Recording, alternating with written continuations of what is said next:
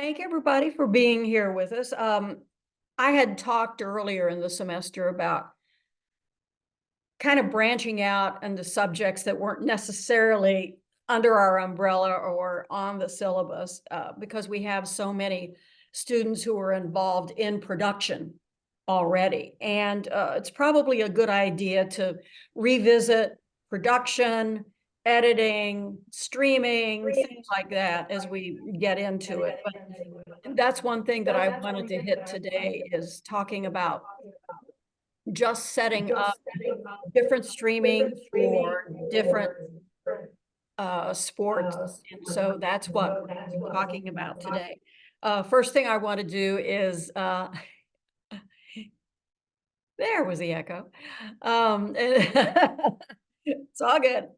One thing that I wanted to do today is I really want to have more of a discussion than, a big lecture about, well, this is how I did it and this is all this. But I really want to have a discussion about how you shoot different sports, the relationship, as we talked about on Monday, the relationship between your director and your shooters and your talent, and how everybody's really got to be on the same page and have those lines of communication open to make sure that the broadcast that you send out is going to look as good as possible. I'm going to introduce our guest, Megan Coffey, here in just a second, but everybody puts out a hype video now. And so I want to show you the example that Megan put together a while back for the University of Cincinnati. And take a quick look at this now that I know that you can hear it. And take a quick look at this as just one example of a hype video for a school, for a D1, a major D1 program.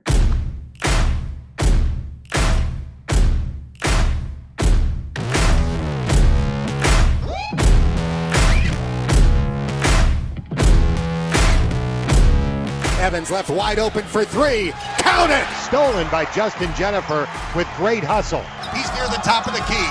Two-point jumper. Bullseye! When they hear the sound of the drum, they'll be saying, oh Lord, here they come. Three-point shot. Good! Here we come.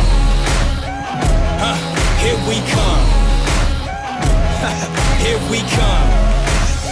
Here we come. Now it's thrown backward and intercepted by Evans. Evans pull up three. Oh! Offensive rebound. Yes! His shot hit the Yes! back of the backboard.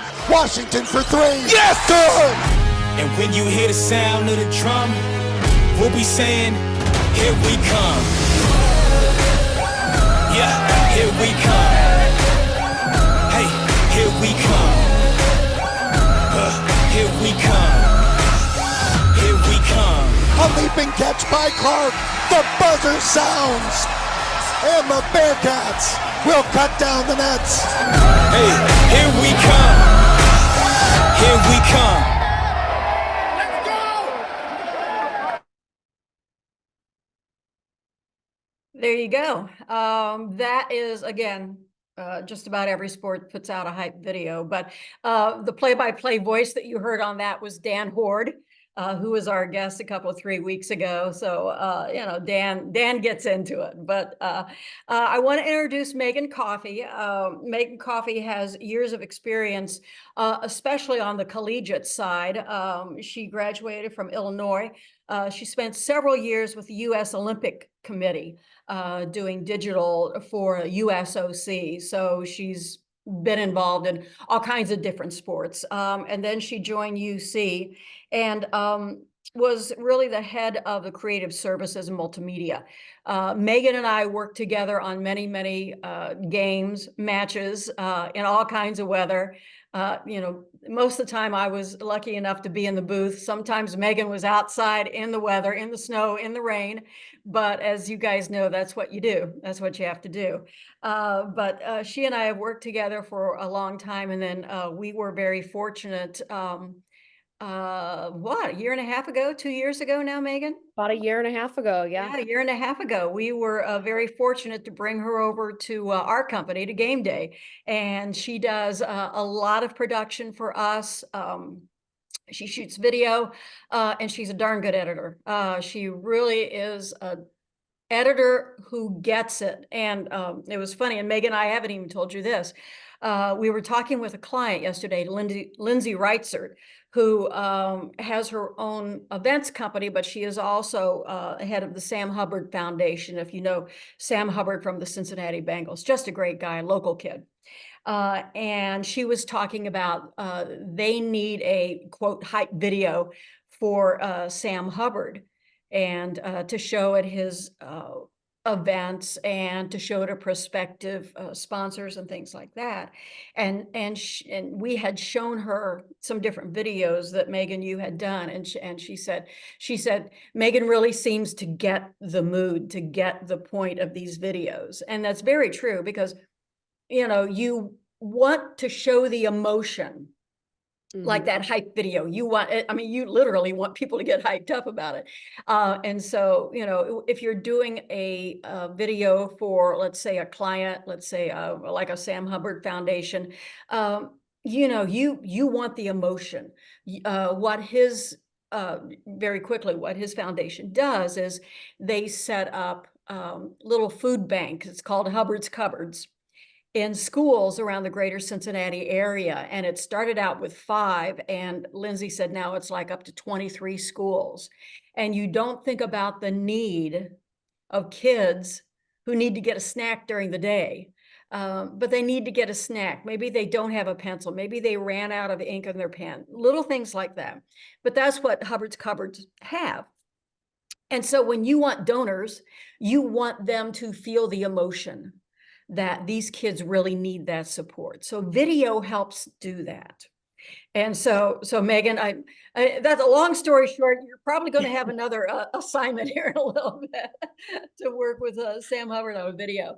But that's really what you all want to do, whether you're putting a hype video together for a team, whether you're streaming, whether you're doing interviews to put on social. You really want to get the emotion of the game.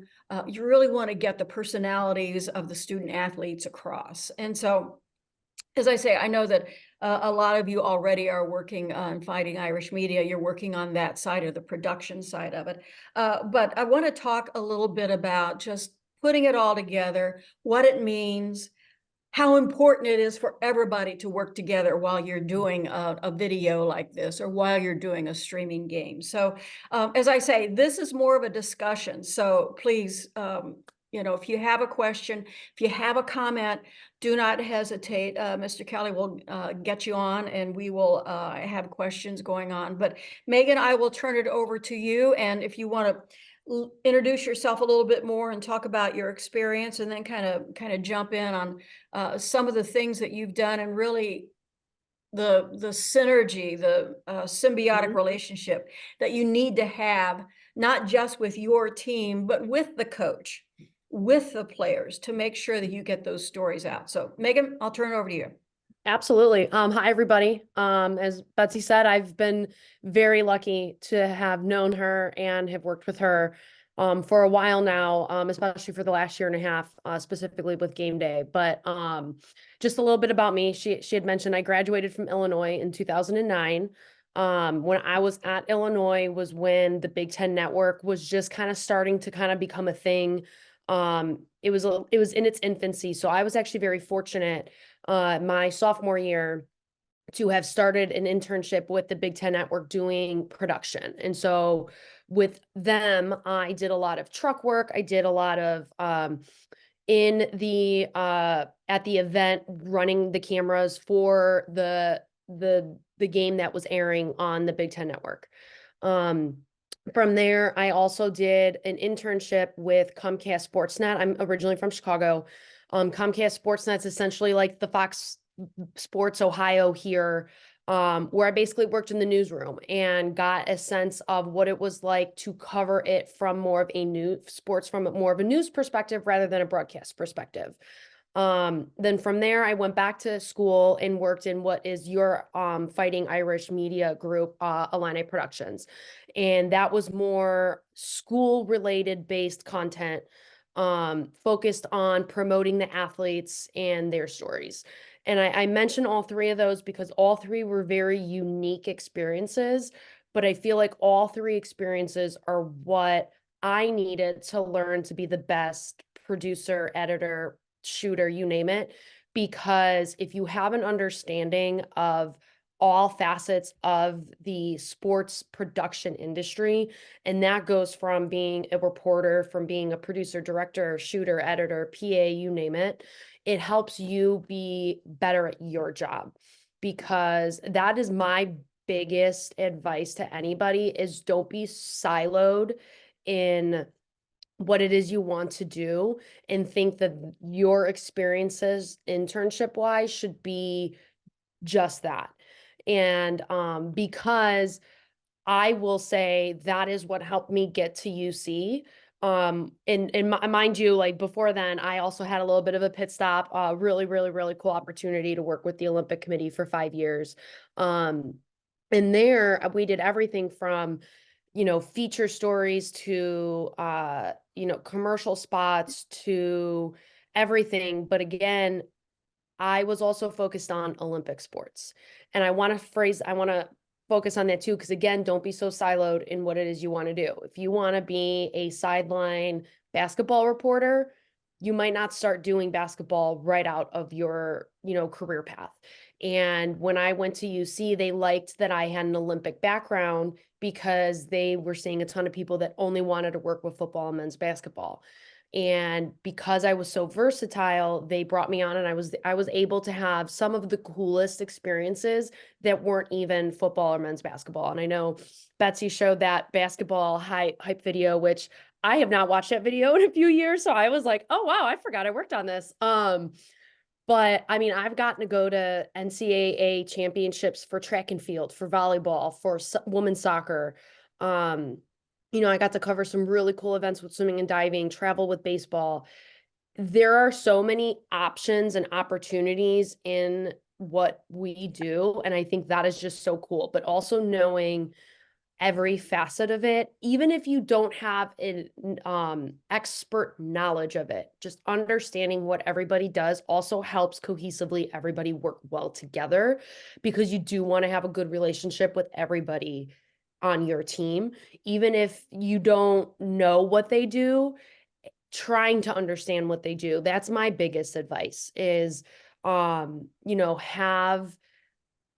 the opportunity to get that experience in everything. I feel I have been truly blessed in being able to do that. And I really think that that helps me today be able to work on so many different projects.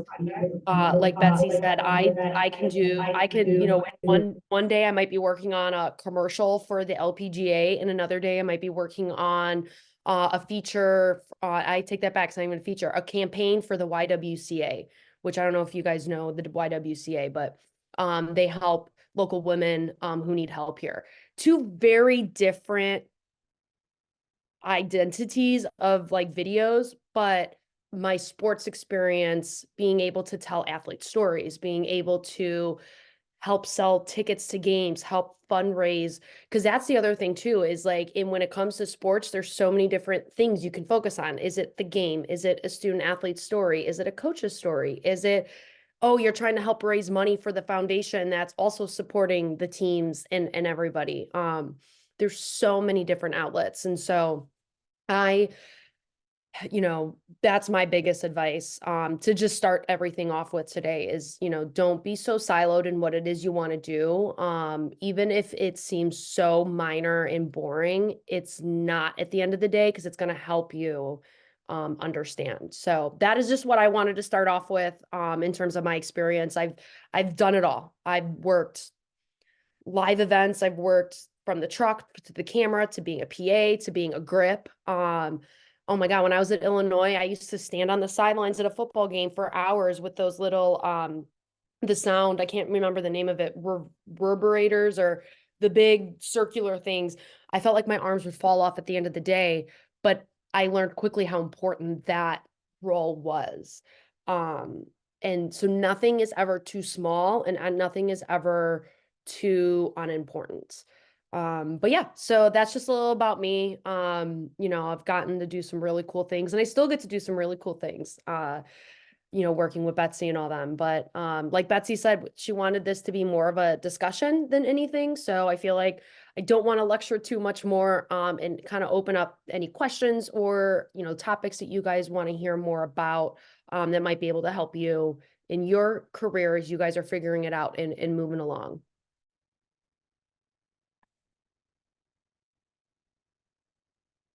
Any questions real quick before we go on? Yeah, any questions? And feel free to ask me anything. Megan, if we don't have anything right now, let's talk about. Oh, and we hi. talked Thank you about- for oh, I'm talking with sorry. us There you today. go. My name's Here's Shannon. Shannon. You kind of mentioned real quick that you worked with the Olympic Committee, so I was just wondering what your role was there and what kind of things you did. Yeah, so the Olympic Committee was a very unique role because in how I like to describe it so that people understand a little more. So the Olympic Committee is the overarching identity of what they would call the NGBs. And the NGBs are the national governing bodies of the sports. So in comparison, it's almost looking at college athletics. You have the conference office, and then you have the teams that go with each conference. And so just looking at the AAC or the ACC, the AAC is what would have been the USOPC, and then all the teams that correlate with the schools would be what they'd have the NGBs. So I was in a unique spot because we weren't very sport focused in terms of covering specific sports. So it's not like I went and covered swimming events for highlight reels. We were more of how do we tell the entire USOPC story? So again, they can get sponsorships, they can get you know, recognition, they can even get awareness. I was again very fortunate. My first 2.5 years with them, I focused on the Paralympic Committee, as they were kind of in their not infancy, but they were still trying to grow awareness of who they were, what they did, and that they were athletes just as much as Olympians, maybe just with a little bit of a disability. But that disability almost made them. So my focus was telling the story of it's not about their disability, it's about how they're utilizing their disability to be strong, you know, powerful, badass athletes. And I say that because there were a lot of people that were like, oh, they're missing an arm. Oh my God, we want to hear about your arm. And some of these athletes were like, I don't want to share the story about my arm. I want to share how, you know, I just broke a record in the pool, you know, that had been standing for like 30 years or something like that. And so it was a unique balance of trying to share their story, but then also showcase who they were. And so it was different. It was very different from a regular sports job because I, again, was not out there covering the games or the events themselves. I might have been going with the focus of, oh, we're doing this feature story to put on the Olympic channel, their YouTube channel, their website. And when I was there, they were starting to build the Olympic like channel, TV, you know, cable channel and all that. So we were trying to build content up about that. During an Olympic year, it was covering the athletes that won. So, but again, we had a very unique tie with NBC, because NBC was the only one that was allowed to film at events and games and all that. And so we would just take in the content, but again, very different from regular sports because there were so many rules, there were so many contracts involved, and it very much was an eye opener in that sometimes you can't always just do what you want to do, even if you are the Olympic Committee. Like it was very different. I was based at the training center in Colorado Springs. And so again, very lucky that we were able to, you know, maybe focus on athletes and their training as they were leading up to games. Unfortunately, not a lot of athletes that trained. I would say maybe about 10 to 15% of athletes that train at the Olympic Training Center end up making an Olympic team. And so sometimes you're telling stories of athletes who also have the sad part of not being able to make a team. but how are you still talking about their journey? Because how did their sport even help be who they are, you know, help guide them in their life? What are they doing to even coach other athletes to come in? And so very much more of a storytelling role than a game coverage role. And you'll get that a lot, especially with if you were to go work at a conference office. Because again, the conference offices will hire their own editors, producers, sideline reporters to tell stories of specific athletes in their conference. And sometimes it's less about, you know, they'll still focus on game highlights, but again, they're trying to get recognition of who they are and what their mission is as a conference. And so it was really cool. It was different. It was very different. I will say that while I was there, I missed being integrated in the events because again, I was getting content and stuff from other outlets to edit. I wasn't always on site for a swimming event, a track event, taekwondo, ping pong. You know, I wasn't always on site for all that stuff. And so I missed being in it. And so that's how I ended up at UC was I wanted to get more on the sidelines again, telling stories for specific teams rather than overarching.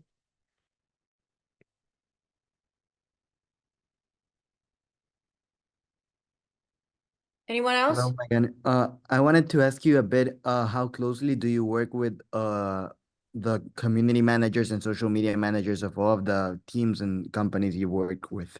Oh, like very closely. I would say actually when I was at UC, they were like, they ended up being some of my best friends because we worked so closely together. And I say that because it's almost like they're also idea bouncers. And so like sometimes I might have an idea of what would be a cool video, but I think everyone also needs to remember like what you think is cool, the person next to you might not think is cool. 9 times out of 10, everyone's gonna agree to, you know, maybe on the same page. But what's great is the social media managers know more than an editor what does well on social because they're watching numbers, they're watching interactions, they're watching the growth. While those of us are behind the computer trying to get the edit done.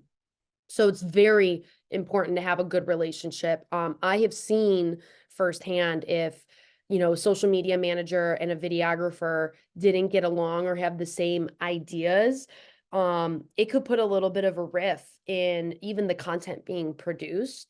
And unfortunately, people can tell, like when there's, you know, even just from how a social media manager might phrase the video being posted to how they're sharing it, you know, the strategy around it. It is so important to have a good relationship and not go in saying like, oh, well, my videos are what does the numbers, because it's also important for social media managers to share their perspective of like what videos, how they do well and all that. And so I would say like, you know, so again, some of my best relationships were with the social media people at UC.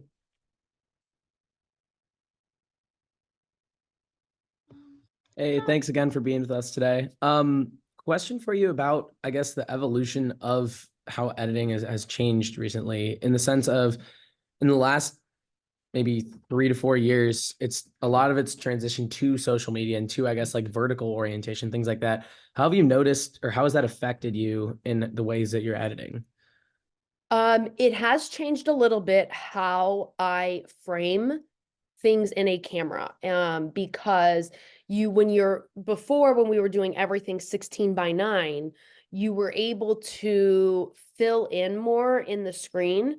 But as I'm filming a game now, I realize that if I'm punched in too much, if I'm going to have to reframe that to a vertical view, I'm going to cut off maybe part of their face or part of the frame that I am looking for. And so previously, and it does still kind of help a little bit, but while you're shooting, I learned to treat everything in terms of thirds. So essentially like where the vertical video would go down, kind of like where my hands are right now, everything was in thirds. So now when I'm filming, I try to put my main point of view in the middle. Before we used to be able to say like, oh, well, especially for interviews, For interviews, you always wanted someone in this frame looking this way, because this is where you would put the lower third. And then same thing, if they were this way, you had them look this way. For the most part now, it's even for interviews, I've started to frame them more in the more of the middle of the frame, so that because a lot of times I'm doing an edit for both. And even at UC, I would get, okay, well, the social video is for social only, but hey, we're also going to show that video on air during a commercial break or during a timeout because it's such a cool story. And again, that's also correlates with a little bit of the change in how teams are producing their broadcasts. Because, for instance, at UC, everything used to be on Fox and CBS or ESPN. Well, now ESPN Plus, which is an in-house production, produces everything. So now they are utilizing more of the school's content than the other, national programs are using. And so again, how can I utilize the same video in different ways, from a square to a vertical to a 16:9? And it has changed a lot of how I shoot. And so everything now is more centered. So if I'm focused on even an interview, I have them centered more, looking directly into the camera, and I'll have someone maybe sitting here doing the interview if they're off camera, but I have them way more centered. And that includes even when I'm filming a game. All right, I know I need to get highlights of this athlete. Well, I want to again make sure that they're centered so that when I'm following them and I know I'm cutting off all the edges, they're still in the frame. The action and all that is still in the frame. So it has changed a little bit of that. It's hard. Sometimes it's hard to think about that, or like if I'm zoomed in, I'll be like, wait a minute, what if I'm cutting things off? Giving a little bit more freedom in the shot so that you can cut things off or zoom in a little bit on that. So it has changed that perception, but it also has helped a little bit because when I was first learning to shoot, and again, not dating myself, but when I was first learning to shoot, I was learning to film on film. And so when I say film, sometimes I'll say like, oh, I got to go film an interview. It's because in college, everything was on film. Everything was on cassette. We literally put tapes. There were no SD cards. Nothing was digital yet. And so they taught us get close-up shots, get like zoom in, like for instance, I would cover a gymnastics event and they were like, focus on the hands on the bar. Well, look at how that is. That doesn't look good on vertical video because I'm cutting off this, I'm cutting off this. So it is definitely, I think, made at shooting a little easier because you do want more in the shot. You're not so focused. I always had a little bit of hard time, like if I was zooming in, following the action a lot. Zooming out a little bit kind of keeps everything more in frame and you can have a little more control over the editing. So I think it has made it a little easier, but it has had to change my perception of filming a little bit.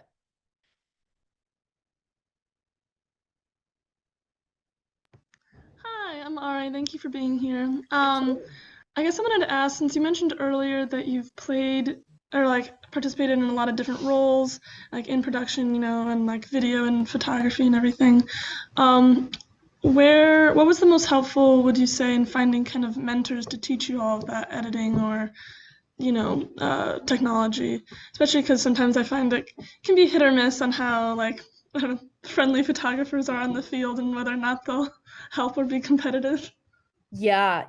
And that is hard and tricky because unfortunately, you have some people who think that you're out to take their role, so they don't want to help you. And I think it is finding those people. And for me, it was always finding the people that I worked with. So when I was at Illini Productions, I was very fortunate that I had supervisors who were willing to mentor me, but also my colleagues. So when I was there were about 30 of us interns, and I luckily found the ones who we all wanted to help each other. And then as I've moved on, in the USOPC, I will admit I was siloed a little bit because I was the only editor for Paralympics.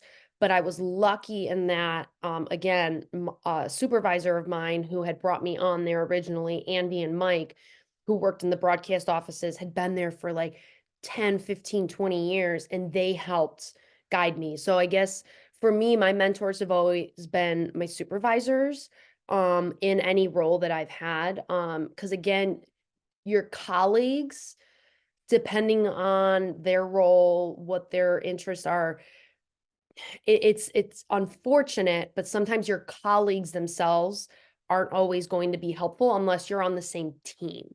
And so, and again, when I was at UC, I was able to pull in so many different people to work with me who we all leaned on each other. And I'll admit, like, I learned a lot even from our interns. The interns would come in and be like, hey, did I learned this cool thing watching YouTube, and would show me. And I'm like, oh my God, I've been doing this for like 12 years. I didn't know you can do that. Like, that's really cool. And so, I get like, find your people who you can trust. Like, I have never really gone on the field itself and tried to introduce myself to people, because a lot of times too, if you're on the field for a game, those people are there for a role and they're focused and getting it done.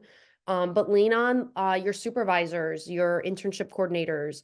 They are there to help you. My biggest mentors are, to this day, still Andy and Mike from the Olympic Committee, Tommy G, who had hired me at UC,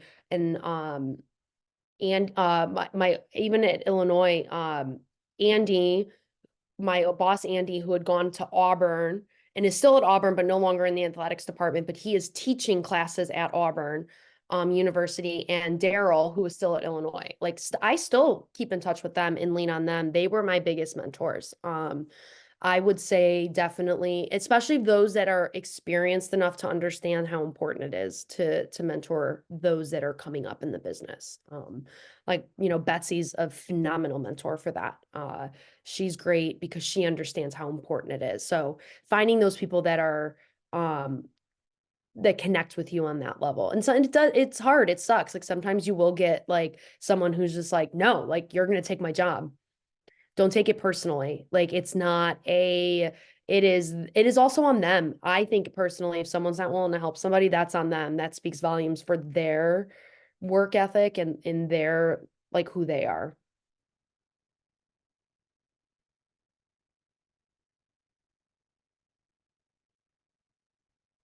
Anyone else?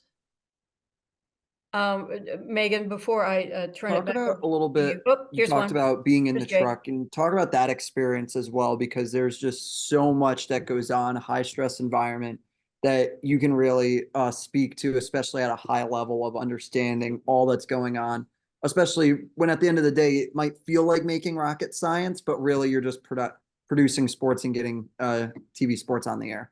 Absolutely. That's a good question, because the truck is a very unique environment. It is one of those roles. And I used to say to my mom, when I was in the truck at all, you're not going to hear from me for almost 3 hours, because you have to be focused. If you even lose your focus for a second, especially during a live game, you might miss the fan shot that you're trying to get. Like, in the truck, there are a ton of monitors and you're always monitoring every camera. You might miss something. And the best run production crew, everyone is on the same page. But also, you have to go in there, and it kind of goes to along with what I just said about mentors. And like, if someone is going to ignore you, don't take it personally. In the truck, there's going to be yelling, there's going to be some pushing, and it is more of the producer and director just trying to keep everyone on their toes, but also get the job done. And so at the end of the day, it wowed me, but a lot of times in those crews, they're some of the best friends, and they know that when they're doing their job, that you don't take anything not seriously, you don't take anything personally. But there's so many different roles, and people, again, don't realize it. Like, you have someone who is just doing graphics, making sure that names are spelled correctly. Graphics are, stats are put up there, and they might be updating the stats, and they're literally just sitting there doing stats. And then you have two people who are just focused on the multiple cameras. And then you have someone on replay, and replay, you know, again, you have to learn, like, how far back are you going? How are you speeding it? Is it at normal speed? Is it at slow-mo? Is it super speed? It is something that you have to be on your toes for. And it is a grind, but there are people who those that do it love it. I watch people like, just, that's what they love. They live to do that. But it is important, again, to know that when you're in that role, to not take it personally. If they're like, bring it up right now, bring it up right now. It is very high stress. It is very like, you know, so I joke that people who have high anxiety would not do well in a truck, because it is a very high stress role to be able to get again, every producer wants the perfect broadcast. Nothing's ever going to be perfect, but that's always the goal in mind. And so, you know, that is something that you have to be aware of and understand that, you know, there is a little bit of high pressure. It's a high pressure environment, and it's not made for everybody. It really isn't.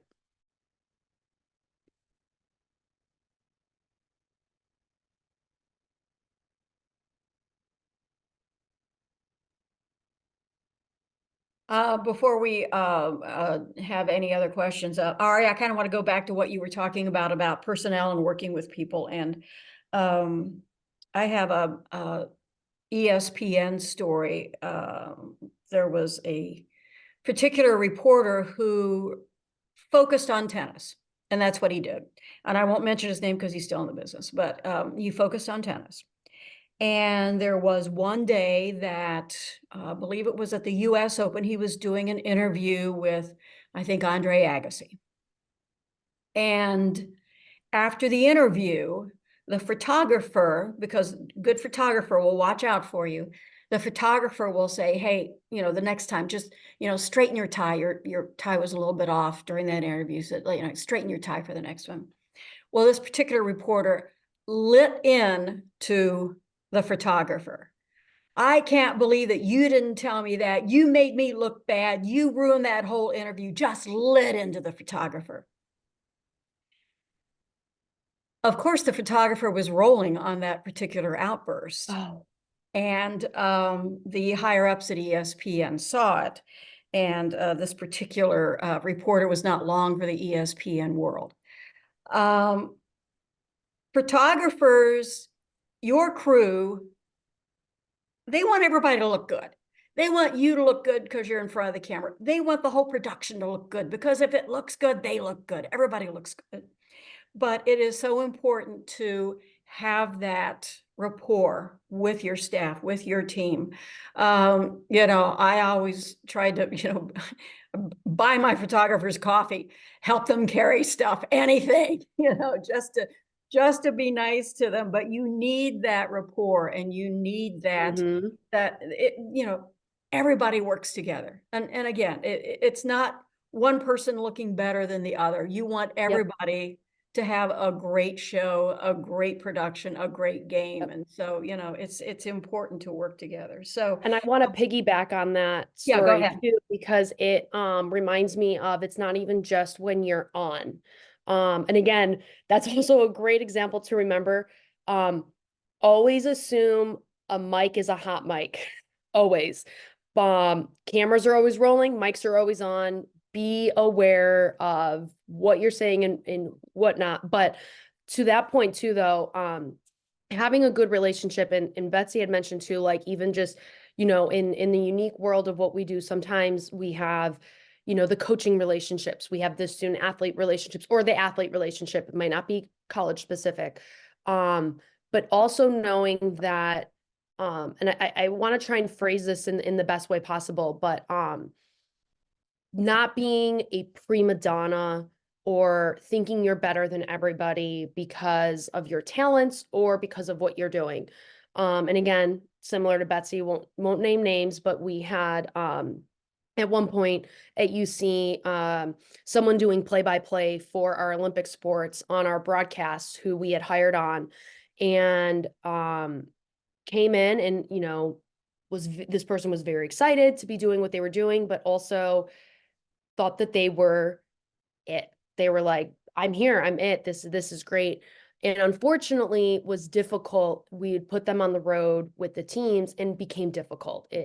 Well, what do you mean I don't get my own room? I need my own room. When the teams were like, hey, we're on a budget, we got to room people together. Hey, I need money to go out to dinner. They would go to the operations person.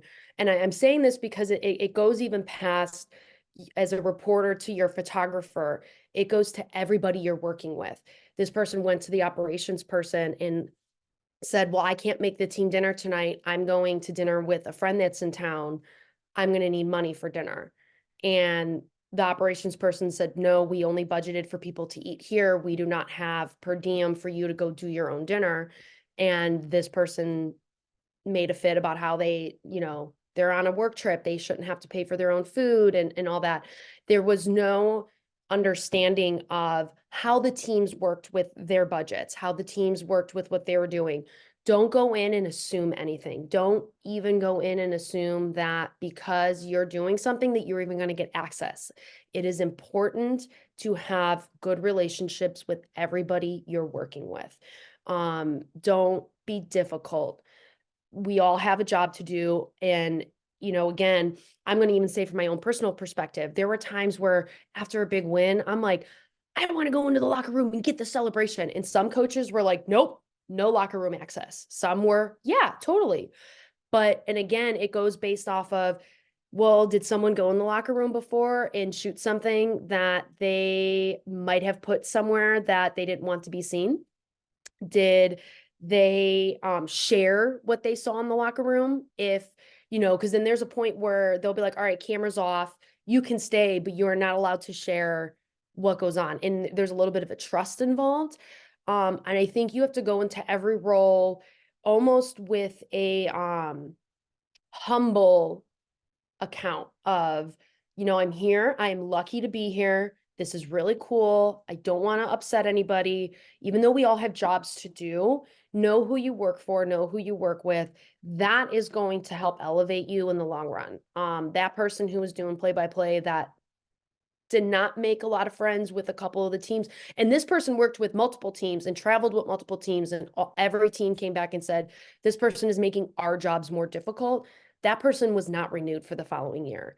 And they claimed they were shocked by it, even though we had multiple conversations of, hey, know who you are, stay humble, stay aware of what you're doing and who you're working with. And that's going to get you further than even like your work sometimes. And on my last point, I will say, I'm a big Mick Cronin guy, person. Mick Cronin was my guy. But when I first started at UC, I was the first female videographer to join the staff at UC ever. They had never had a female videographer working with them before, especially the basketball program. And Mick had hesitations at first because he, again, females in a sports world can also sometimes have different agendas. But I quickly taught him, I'm there to do my job. I'm not here to make myself seen. I am not here to make it about me. It is about you guys, and I want to get my job done. Within the first 6 months, he said, I only want her on every trip because she understands our role and what we're trying to accomplish, and she's just here to help support that. So again, stay humble, stay aware, and stay true to what you're doing. It's not about you. It is about the role and who you're covering. And then with that, you're going to see like all the relationships you start to build and how much easier your job becomes because you're working as one unit, you're not working for yourself. Yeah, good point. If there's not any questions right now, for the last 10 minutes or so that we have, Megan, talk a little more about the game experience itself and how important it is to have your play-by-play color team make sure that they watch the monitor, how important it is for the director, if there is a director, how important it is for them to watch the game, how important it is for even your photographers, for videographers to listen to what is being called, and how all of that really helps to make a better broadcast. Because, if someone, and our class touched on it on Monday, how important it is for everybody to listen to everybody else. And when somebody talks about so-and-so has pink shoes on because she wants her grandma to be able to see her on screen. Everyone should be aware enough to try to get that shot of the pink shoes. So explain more about how you get that group to really hone in on what's being said, what the action is, how important that particular action is in that game, in that match, and how it makes a better broadcast. Absolutely. And I will say a lot of that starts with what they call the pre-event meetings. So a lot of times, and again, you'll say, wait, why do I gotta be at a game like 5 hours beforehand sometimes? Like, this seems ridiculous. There's reasons behind it. One, cameras might not connect right away and you might need to spend more time connecting things, or something might not work. But also they have what they call as pre-event meetings, and everyone comes in and might share. The producer might have ideas of how they want to produce the show, but then you might have someone from the team staff come in and say, hey, as a heads up, so-and-so is wearing pink shoes to bring awareness for, this event that's tied in with this and whatnot. You might want to talk about it on the broadcast. And also it streamlines everything, and it gives everyone, what's the word I'm looking for? Not objects to focus on, but like when there's a storyline, sometimes it gives you a guidance of what you're doing and how but it's also important for everyone to talk to each other. Like Betsy said, everyone's listening in, but it's also important to listen and say, so that maybe the director is looking at the cameras and, all right, well, camera 5, you're focused on ISOing, and ISOing, for those, you probably should know what an ISO is, but ISOing is when you're focused on one object. You've been ISOing on the fans, but we have just been informed that, this athlete has a pink heart on their shoe to symbolize this. Can you find that pink heart and focus on it? It's important for the other cameras to hear what camera 5 is doing, because that camera is no longer ISOing on the fans. So what if the other 4 cameras, while they're filming the game, see a fan perspective that they need to focus on? But also those 4 cameras aren't going to focus on the heart on the shoe, because the minute you have too many cameras focusing on one thing, no one else is focusing on anything else in the arena or game of what's going on. And that's the purpose of having multiple cameras, is that you can capture multiple different things at different times. Or again, different angles. Camera 3 and camera 1 might be opposite of each other. Well, they're gonna get the same angle, but then this camera over here is gonna get a different angle. So again, communicating with each other too is huge. Hey, camera 3, I've got the shot. Find something else. I'm good. I've got it. Having everyone on the same page is so important. And it's also, again, it goes to no one's camera is more important than any other one.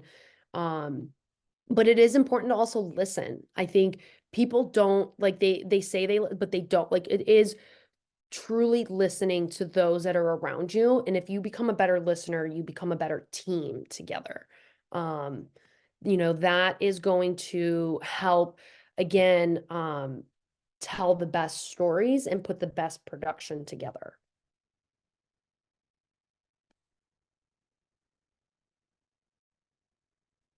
Any other follow-up questions?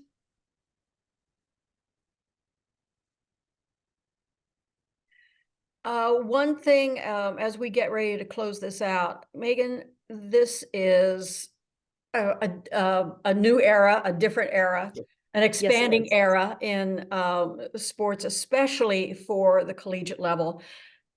It used to be that if you had a half dozen games that were on network, it was like, big deal. Wow, this is cool. We're on network. Now everything is televised everywhere. We have in this class, we have several athletes. We have lacrosse, we have softball, we have tennis, we have fencing, we have different sports that in the past, not necessarily would have been televised, streamed, made available. Now they are. Now they're out there. And there are a lot of opportunities if indeed you want to get into this business, if you want to get into the production end of it, or if you want to get into the talent end of it. There are a lot of opportunities now.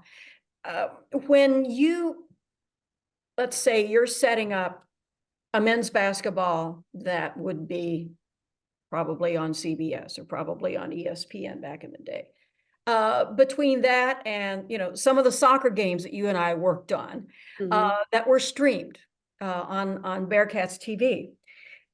What is the difference from your perspective? How do you set up one from the other? The one thing that we have talked about, especially doing play-by-play, is when you're streaming an event, the adage is that you call it like you're calling radio, because let's face it, streaming isn't the best way to watch anything, but you're watching it. But you have to be more descriptive just because it's not necessarily on a big screen. A lot of people are watching it on their computers. They're watching it on their phones. From your perspective, talk about the setup difference between having CBS come in and they just kind of take over Fifth Third Arena, or when you're setting up a lacrosse match, if you're setting up a soccer match, and how you set up the cameras to get the best vantage point of what you hope that people are seeing at home.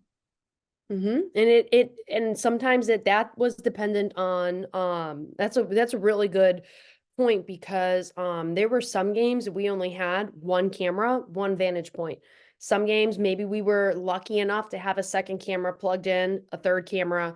But when you're sometimes doing if it's a one camera stream, that camera operator unfortunately, you don't get to do a lot of creative stuff, because your goal is to show the action as much as possible, and show everything. Because if you're zoomed in, you might miss somebody tripping and falling and break, or, I guess in soccer, offsides. If you're focused on the person with the ball, you might miss someone being offsides and in front of them. And a lot of times we're also that one camera is the only vantage point. So the refs will need to review it or look at it. And so then with that too, it's discussing with the person doing the play-by-play, hey, we only have one camera angle today. We're not gonna be able to zoom in. So maybe being a little more descriptive of what you're showing. Every event is different based on how many people you have working it, everyone involved. But the biggest difference is they all have the same goal, is you're showcasing the game and telling the story. And so one might take more effort from others. One might seem more seamless than others. But at the end of the day, it's making sure that you understand the different levels of, so like a basketball game, for instance, I was very hands off if CBS came in. I didn't have to do anything. I had no setup. I literally handed a recorder to record the game, and that was it. I literally would be like, hey, I'm just going to record the game so that we have it on file. For a soccer game, I was showing up, setting up the camera, the tripod, the live stream machine, getting with the play-by-play person, getting them the stats. I think that's also a biggest thing too, is having a good repertoire with your communications team so that they are getting the proper stats, the proper notes, the proper media credentials, notes, everything from the communication staff who is providing that information. There's a little bit more work to it, but then I was able to have a little bit more control of what I wanted to share and say. Whereas, CBS is coming in, they have to be, and back in the day too, before it was ESPN Plus, Bearcats TV, we were able to just focus on the Bearcats. We didn't really necessarily have to focus on the other team. So we were, again, a little spoiled. Everything is so different now, but we were able to, hey, we have this messaging we want to get across on the team. we don't care about UCF. We're only going to talk about UC. Things have changed now with ESPN Plus. Everyone has to talk about both teams being involved and whatnot. But again, it was very different for me, as Betsy said, too, as things have changed, because I was able to go in and just say, you know, here are the 7 different stories of our athletes.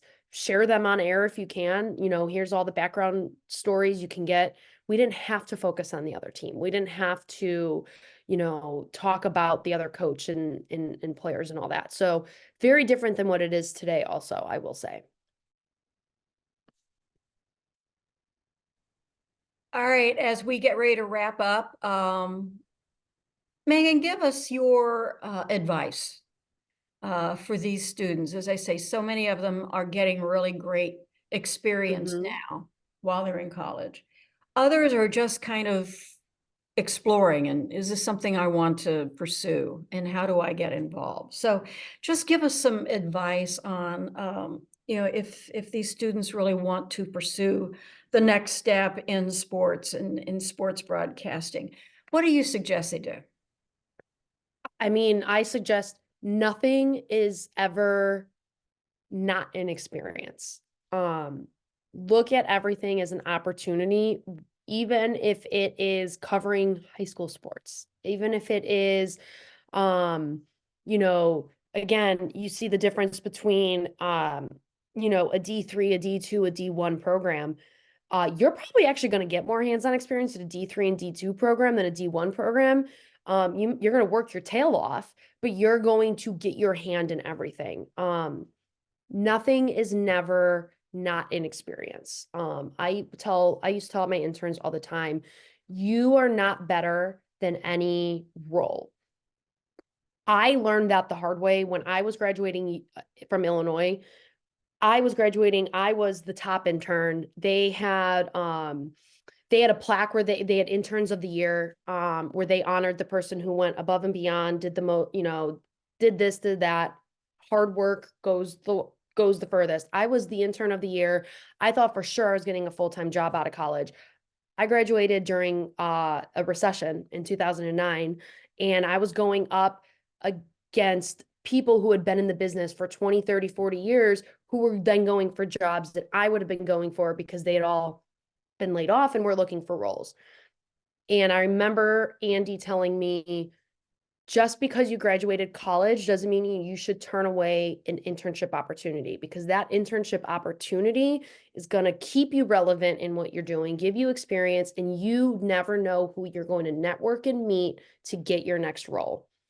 I took a 4-month internship at the U.S. Olympic Committee that ended up turning into a 5-year career. Partially because right place, right time. I went, they were native people, they wanted to keep me on, but also because I didn't write off an internship. I remember my mom was like, you can't take an internship. You just graduated college. You have student loans. You have this you got to pay for. But I also needed to build my experience up. Even though I'd had 3 internships in college, 3 very good internships. Be aware of always be aware, humble, and don't say no to something because it scares you. If it scares you, that also means that it might push you. And if it pushes you, it's going to make you better. And so don't ever write anything off. Don't ever say, oh, like that's not worth it. I'm not going to do it. It might be. Take the opportunity. If you have the opportunity to take something, take it. Don't say, oh, well, something better will come up soon. You never know if it will. In the moment, take what you can, build on your experience, and I guarantee you it's going to help you in the long run. But also always stay humble. That is my biggest piece of advice. Stay humble. Always remember that you are not better than anybody else. But even if you're really good, I mean, I will say, like, at one time I was like, I'm pretty good at what I do, but I didn't walk into the building and act that way. Because again, I wanted everybody to want to work with me. That's the other thing, is you want people to want to work with you. You don't want people to be like, oh, that person's so difficult. I don't want them on my team. I don't care how talented they are. Sometimes talent doesn't override hard work, doesn't override good relationships, doesn't override good personality. So that's my biggest advice. That's what I always would tell interns when I was working with them at UC. Yeah, good advice. Any last words from anybody in the class? No takers.